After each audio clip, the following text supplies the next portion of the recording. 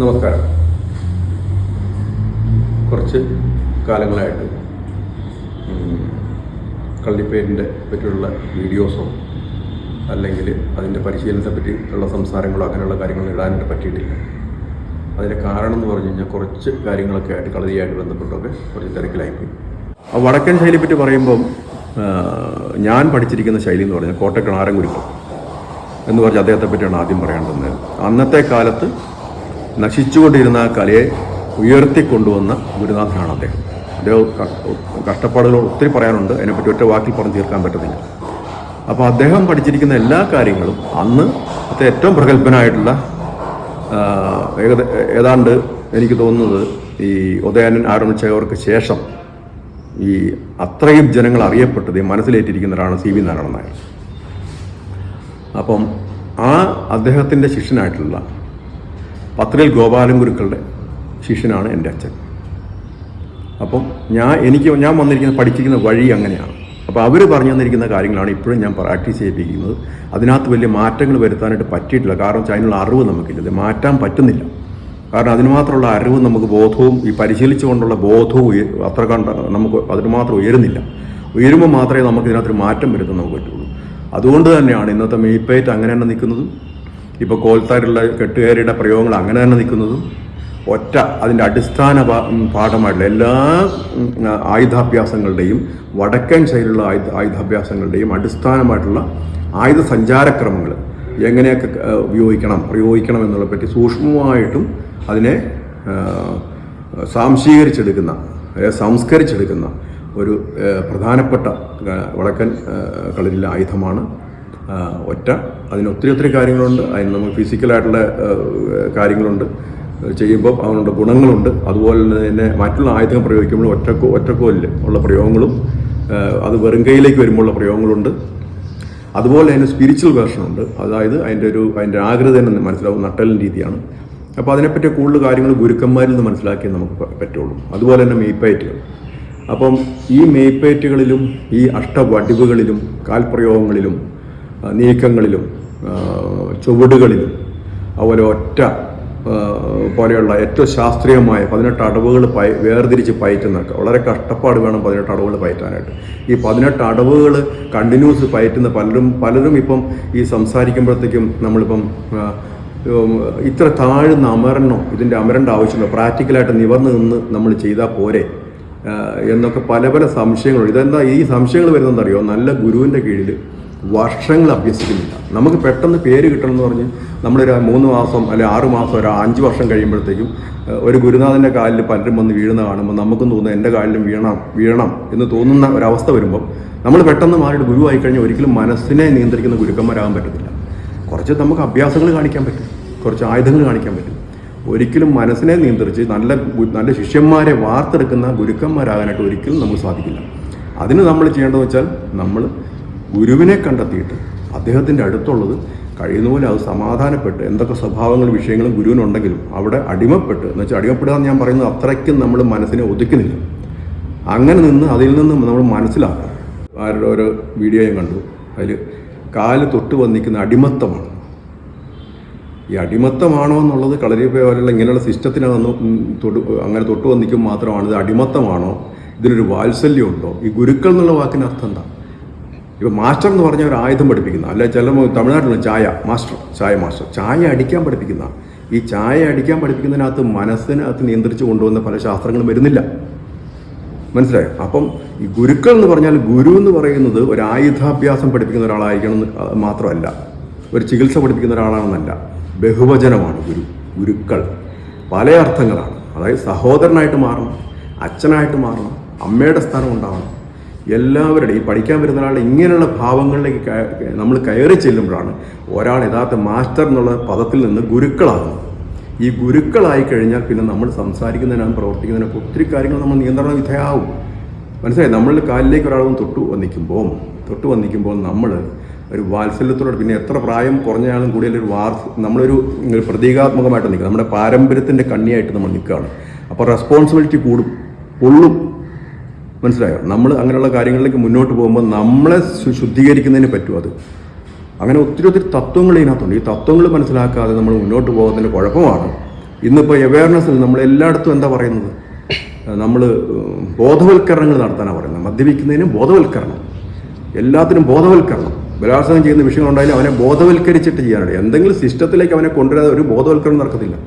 മനസ്സിലായില്ല? അങ്ങനെയാണെങ്കിൽ പുസ്തകത്തിനകത്ത് എഴുതി കൊടുത്തിട്ട് കുറേ, അല്ലെങ്കിൽ ഒരു മതഗ്രന്ഥങ്ങളോ ഏതെങ്കിലും എടുത്തും കയ്യിൽ കൊടുത്താൽ മതിയില്ല ഇങ്ങനെയുള്ള കുറ്റവാളികളെടുത്തേക്ക്. അവരങ്ങ് പഠിച്ച് അവരുടെ നാളെ തന്നെ ഇതെല്ലാം മാറി നിൽക്കുവാണല്ലോ. അങ്ങനെ നടക്കത്തില്ല.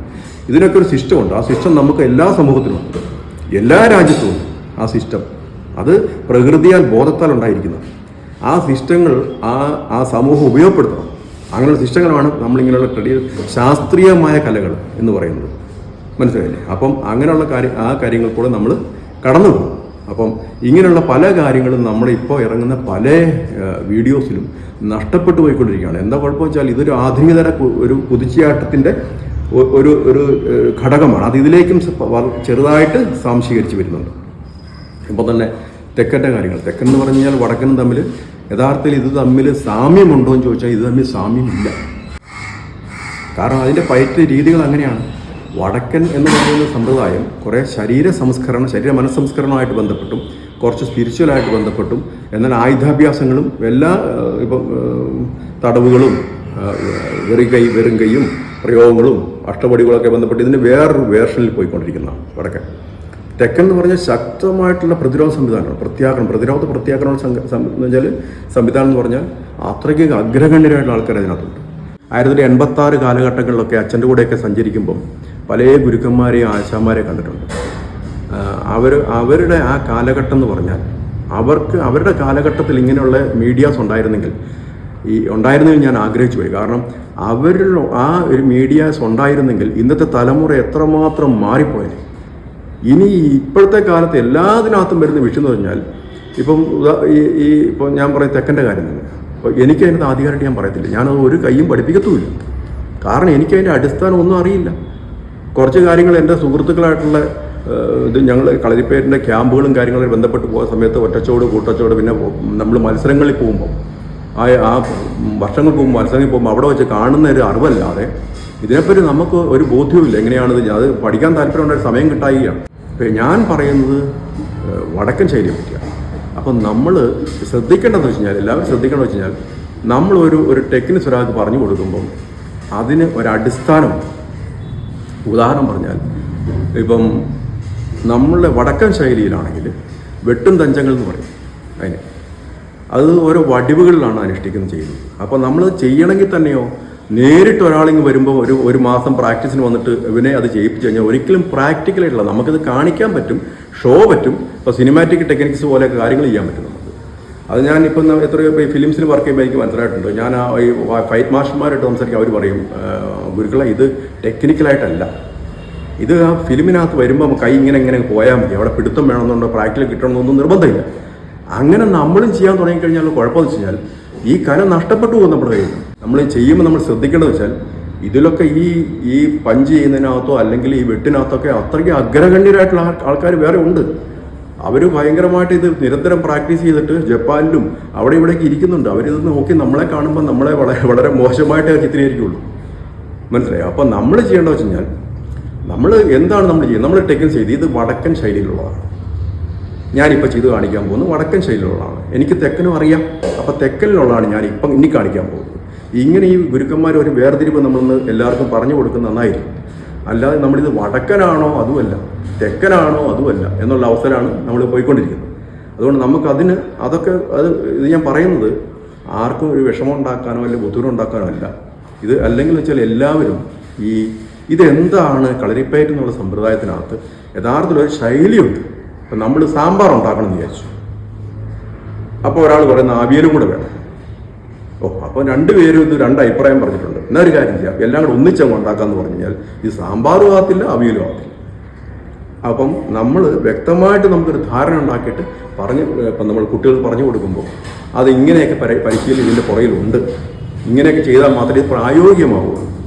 അല്ലാതെ ഈ നമ്മുടെ ഫ്രീ ഹാൻഡ് ടെക്നിക്സ് എന്ന് പറഞ്ഞ സംഭവം നമ്മൾ ഇരുട്ടത്തിരുന്നിട്ട് നമ്മൾ നല്ല വെളിച്ചമുള്ള മുറിയിൽ ഭക്ഷണം കഴിച്ചുകൊണ്ടിരിക്കുക. നമ്മൾ ഭക്ഷണം കഴിച്ചുകൊണ്ടിരിക്കുന്നു, ചോറ് ഉരുട്ടുന്നു, അല്ലെങ്കിൽ ഭക്ഷണം എടുത്ത് വായിൽ കൊണ്ടുവെക്കുന്നു. ഇങ്ങനെ ചെയ്തുകൊണ്ടിരിക്കുമ്പോൾ കറണ്ട് അങ്ങ് പോയി. കറണ്ട് പോകുന്ന സമയത്ത് നമ്മൾ ഈ ഉരുട്ടിയെടുത്ത് ചെവിക്കകത്ത് കൊണ്ടുവെക്കത്തില്ല, അല്ലെങ്കിൽ മൂക്കിനകത്ത് കൊണ്ടുവെക്കത്തില്ല. ഇതൊരു തിരിച്ചറിവാണ്, ഇതൊരു പരിശീലനം. നമ്മൾ നിരന്തരം ഇങ്ങനെയുള്ള ഒരു അവസ്ഥയിൽ കൂടെ മാത്രമേ ഇങ്ങനെയുള്ള പ്രാക്ടിക്കലായിട്ട് നമ്മൾ ഈ പറയുന്ന കാര്യങ്ങൾ നടക്കുകയുള്ളൂ. അല്ലാതെ നമ്മൾ ഈസി ആയിട്ട് ഇതെല്ലാം ആരെങ്കിലും പ്രയോഗിക്കാമെന്ന് ചോദിച്ചു കഴിഞ്ഞാൽ അത് നമ്മൾ ഒരിക്കലും സാധ്യമല്ല, അങ്ങനെ നടക്കത്തുമില്ല. അതാണ് അതിൻ്റെ അവസ്ഥ. അതുകൊണ്ട് ഈ പരിശീലനങ്ങൾ കാര്യങ്ങളും ചെയ്യുമ്പോൾ നമ്മൾ അതിൻ്റെ അടിസ്ഥാനമായൊരു പരിശീലന ക്രമങ്ങളുണ്ട്. ആ ചുവട് ഉറയ്ക്കാൻ വേണ്ടിയുള്ള പല കാര്യങ്ങളും, ആ പല കാര്യങ്ങളും നമ്മൾ അതിനകത്ത് ബോധ്യപ്പെടണം. അതുകൊണ്ട് തന്നെ നമുക്ക് ഇനി ഞാനിപ്പം ഇത് ആലോചിക്കുന്നത് വടക്കനുമായിട്ട് ബന്ധപ്പെട്ട കുറച്ച് കാര്യങ്ങൾ നമുക്ക് പറഞ്ഞു എന്ന് വെച്ചാൽ പ്രാക്ടീസ് ചെയ്യാൻ വേണ്ടിയല്ല, ഇതിങ്ങനെയൊക്കെയാണ് എന്നും ഒരു ധാരണ ഉണ്ടാകാൻ പാകത്തിന് കുറച്ച് കാര്യങ്ങൾ ചെയ്യാനായിട്ട് ആഗ്രഹിക്കുന്നുണ്ട്. അതിൻ്റെ പരിശീലന വിഭാഗങ്ങൾ എന്ന് പറയുന്നത് അതിന് ഇങ്ങനെയൊക്കെ പരിശീലിക്കണം എന്ന് ഉള്ളൊരു തത്വമുണ്ട്. അപ്പോൾ അതിനെപ്പറ്റി കുറച്ച് അവയർനെസ് കൊടുക്കുക. എന്നിട്ട് നിങ്ങൾ അതിൻ്റെതായ ശൈലിയിലുള്ള ഗുരുക്കന്മാർ ഇപ്പം നമ്മൾ കേരളത്തിലുടനീളമുണ്ട്.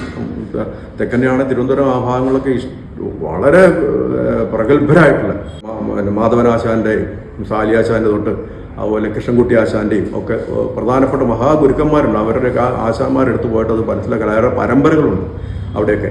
അതൊക്കെ ശരിക്കും പോയി നേരിട്ട് പോയി പഠിച്ച് മനസ്സിലാക്കണം. വടക്കനാണെങ്കിൽ ഇങ്ങോട്ട് എവിടെയുണ്ട്. ഇപ്പം നമുക്ക് തിരുവനന്തപുരത്തുണ്ട്, ഇപ്പം ഇവിടെയുണ്ട്, അല്ലെങ്കിൽ കൊല്ലത്തുണ്ട്, അല്ലെങ്കിൽ കോഴിക്കോട് എവിടെയുണ്ട്. വടക്കിൽ നല്ല നല്ല ഗുരുക്കന്മാരുണ്ട്. അതായത് പോയി കാണുമ്പോൾ നമുക്കറിയാമല്ലോ. മെയ് അഭ്യാസം എന്ന് പറഞ്ഞ സാധനം ശരിക്കും നിങ്ങളെ പഠിപ്പിക്കുന്നുണ്ടെങ്കിൽ, ശരീര സംസ്കരണം നിങ്ങളെ ശരിക്കും പഠിപ്പിക്കുന്നുണ്ടെങ്കിൽ അവർക്ക് നല്ല ഗുരുക്കന്മാർ തന്നെയാണ്. അതെപ്പോഴും നിങ്ങൾ മനസ്സിൽ വെച്ചാൽ മതി.